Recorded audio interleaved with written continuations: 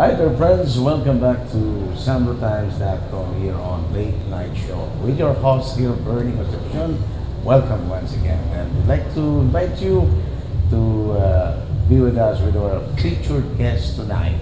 This time I know you will get a lot of things, a lot of insights and thoughts coming from our guest, particularly on the issues and concerns regarding the autonomous region in Muslim Mindanao and all other things that we could share.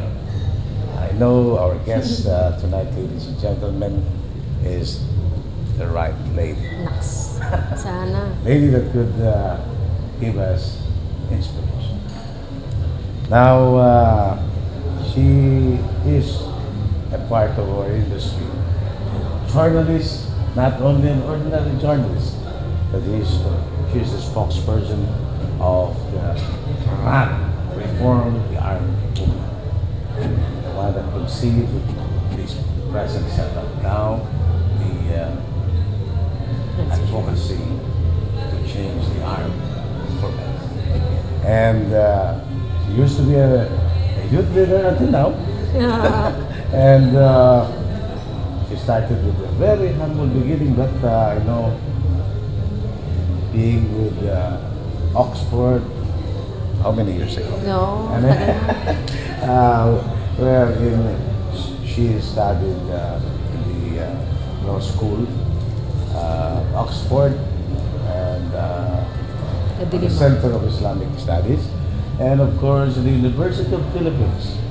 She is actually holding a master's degree in international studies, UP Economics, mass communication. And without much ado, I know this lady. Let's include further introduction. I would like to welcome him with a congratulatory note. Ma'am, our very own Assemblywoman Shamira Ali Goto Tungawis. Ma'am, welcome. Burns. Welcome to the show. Oh, dito na. Matagal ko na. Still Sam pa rin, Burns. Yeah. Huwag magpalit. Okay. So, say buenas noches. Buenas noches, Zamboanga, Western Mindanao. And the entire world. Palaging bisita dito. I know. I would like to go directly to the point. You just assume as Assemblywoman, officer in charge of the Regional Legislative Assembly, and I want to know a lot of things about your first day in session. How is it to be an Assemblywoman by the way? Wala. Actually, hindi ko pa masyado feel siya, Burns. RLA, maraming nakabantay, pero parang pareho pa rin sa industry. You're speaking before a public. Yeah. You have a microphone, you have research, may information ka. Pero right now, kasi I think what's different is that you get to sit in the table na presidential table. Yeah. Nothing new. You have been used to it. You used to interview the people. Ngayon, ikaw naman yung interview. You're the limelight. Oo, ganon yun, Burns. Tapos, what was funny in the first day was, syempre, sanay tayo na naglalakad lang, di ba? Mga commute, maglalakad, kung saan tayo pupunta, naka-bisikleta or tricycle. Ngayon daw, sabi nila, wag naman, magsakay ka na. Sumakay ka na ng sasakyan. Tapos papuntang ano. Pero it was cute na may isa kaming kasama from Basilan, si Junie. He rode the tricycle. And ang nakasulat doon sa kanyang tricycle is, ito ang totoong reforma, hindi porma. Yun. So, kasi yung iba kasi nasanay sa arm, magagandang sasakyan. So, is this poverty? Ang daming bodyguard, mga magagarang, all these cars. So sabi, I think that was a symbolic a gesture from our Basilan colleague. Kami naman, ang ginawa namin, as one group, Burns, 27 kami na RLA, we stood at the complex, Sharif Kabunsuan, kami doon, read ng statement, yung aming spokesperson. So he said, our dream is to make the RLA truly responsive. Magsalita siya, be responsive to the people's needs. We thank President Aquino for the trust, for this appointment, this responsibility, and that election reform should happen na. Mga ganong statements. During your first day, your session, Oo. what have you exactly discussed? Oo. Laying down the laying down the the groundwork. Oo. Naglakad kami, hawak kamay, no, from the press statement, press con, from the complex. Then we had our first day of session. And gano'n na, election of officers, election of the speaker. Pinaka-hihinigtay. So tapos na ito, na ano na nila? Oo, nag-speaker na kami. No? And then, pag-elect kasi ng speaker, yan pala parang inrile, you know, like a very big stature. Pag-elect ng speaker, oath-taking. Oh, tumatik, So, no? lahat ng family members niya pumunta sa stage, parang may iyakan, you know. Yeah. Kasi very important position pala. Yeah. He's the symbol of the house. If there's a governor, the speaker is co-equal in terms of the branch of government. Legislative, representative, si governor, executive. Yung judiciary, inaano pa yung courts natin, yung Sharia courts sa arms. So, parang wala pa yan. So, it was a very symbolic person to be elected at that time. So, Attorney Rasulmit anyway, of Lanao. going directly to your priorities as a legislator, Oo. anong ninanais mo umpisahan? Of course, along with your colleagues in the assembly. Oo. Ano yung priority? Priority ko, Burns, kasi mukhang walang nakikita masyado sa politika ng arm ng mga babae nagsasalita. So one is to give image. One of the RLA consensus is to give a reform RLA image. Ngayon kami, women na image of women empowerment. Yeah. Muslim women empowerment, who cares also for the Christian minority. Very conscious kami na may IP brothers na hindi yung Muslim dominating others kasi we're crying discrimination against the Philippine government. Human rights Diba? fighter. Minority. Pag sa arm naman, baka kayo human rights violation din sa ating mga Christian minority. Tama. So please respect, kunyari Sunday is the religious holidays, Friday is the holiday naman ng Muslim. So don't change that. So one of the priorities I see is really giving a voice for women in that platform, that microphone. Kung may mag-report sa akin na binugbog na babae, hello people, violence against women in the Muslim areas is true. Huwag niyong tinatago. Sinasabi natin peaceful lang daw tayo. Yung mga babae ay well taken care of, hello. May mga binubugbog sa atin. And then I was looking at legislation, Burns, na yung i-localize yung women's security and peace. It's a United Nations commitment. Okay. Yung babae kasama sa peacekeeping. Babae, sundalo, pwede rin. Directly Babae, involved. yes, in the operations, in the local monitoring. Okay. Hindi sa ceasefire, pus lalaki nag-uusap. Tama. Kababaihan, kaya natin to. Kasama. Oo. In fact, tayo pa dahil because of our soothing style, hindi tayo yung like basta-basta. Kaya natin pacify ng mga galit na mga forces.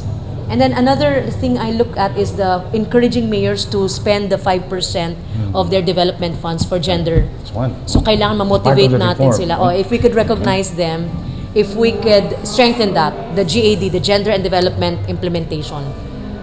That's something na I'd like to see from the 100 mayors within ARM. Pakonti-konti lang kasi makikita kong narinig ko na meron siyang women police force, meron siyang crisis center, meron siyang something for women.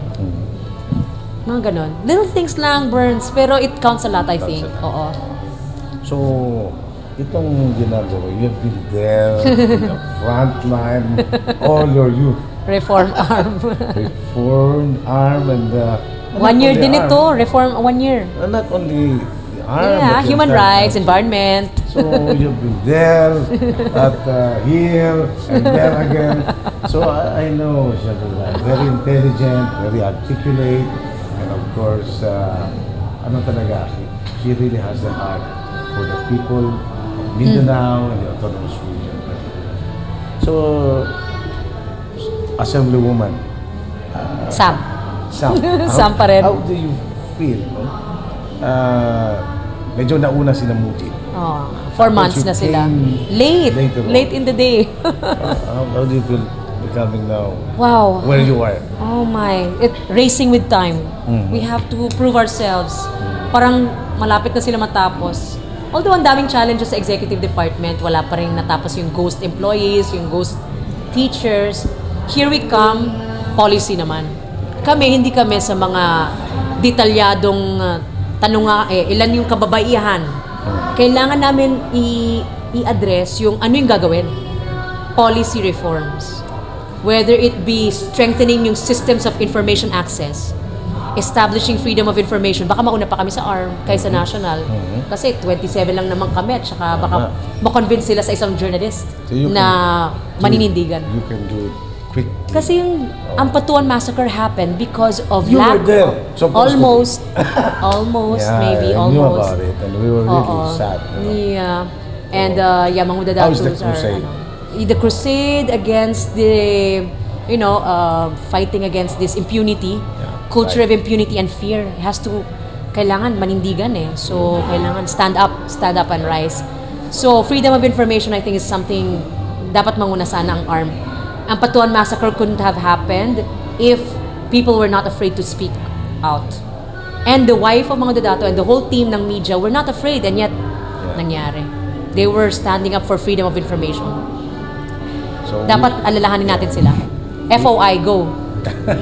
but we have seen women power unfolding each day for being one among the few assemblywomen.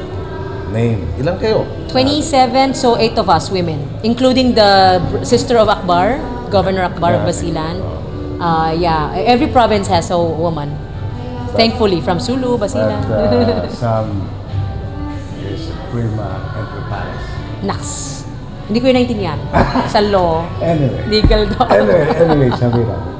Tingnan natin yung anong nakikita nyo in the next Coming months, sana. in the autonomous. Less than 12 months. Because you're racing with time. Racing with and time. we need a more aggressive act on whatever you do. Radio station, that's the Honorable Regional Governor Muji Bataman, the executive. Ano makita mo? Do you think we could somehow move Race a little closer. headway up? Yung amendments to the Organic Act, that's one thing that we really need to, that's part of the RA. That's why na-appoint kami because of the push for studying the amendment, studying the Organic Act. Yes. So in 2 months' time, we need to propose something. And we saw the study na ginawa na in the past, ang kakapal. Aralin lang namin. So the seeds are there. And foundations for research on the reform agenda in terms of the peace process is there. In the less than 12 months, that's one, is to propose from the RLA level and then look at electoral reform. Because, Burns, when you put in the good leaders, we don't need to worry. Right. We're not here to campaign for re-election and I'm not because 3 years ang term ko. Hindi ako magpapa-elect. So I think ang seeds of reform namin is confidence building one, image building, supporting the reform track, at least in legislation, and just bringing back the confidence, international, national, and regional community na yung mga tagalabas pwedeng pumasok safely and by modeling kami, hindi kami yung may armas. I think that's already little steps, baby steps that mean gigantic messages. Small step, giant message. I think that's what the is. So, we really have to push for the reform of the election. Path should be, And this is the reason why we postponed the election. Yes. And you were very instrumental, the RAN especially. Cleanse the electoral list, voters list. That's major. And I think recently the Senate has approved. Senate joint resolution with House and we're supporting that. There's a RLA resolution. Siyempre nanggaling sa amin. No cheating capital arm. Ayaw na namin marinig yon. Hello, kayo rin naman nag-cheat kayo sa ibang areas. Pero yung ARM kasi, because of the massacre, because of the bees and namamatay, nag-vote daw, election cases ang daming sa COMELEC na taga-ARM. So, ang daming work to be done sa ARM. So you can see that at least the image Yes. will be changed. Sana po, with the 27 functional RLA members, meaning may bills kami, may resolutions kami, hindi kami formal lang. Correct. Hindi lang magagandang sasakyan, and then you got this governor. No, talaga naman pushing. Okay. And I still have many questions to ask. We'll be right back, friends. Stay tuned and for more exchanges with our Honorable Assemblywoman Shamira Toto Smalls. We'll be right back.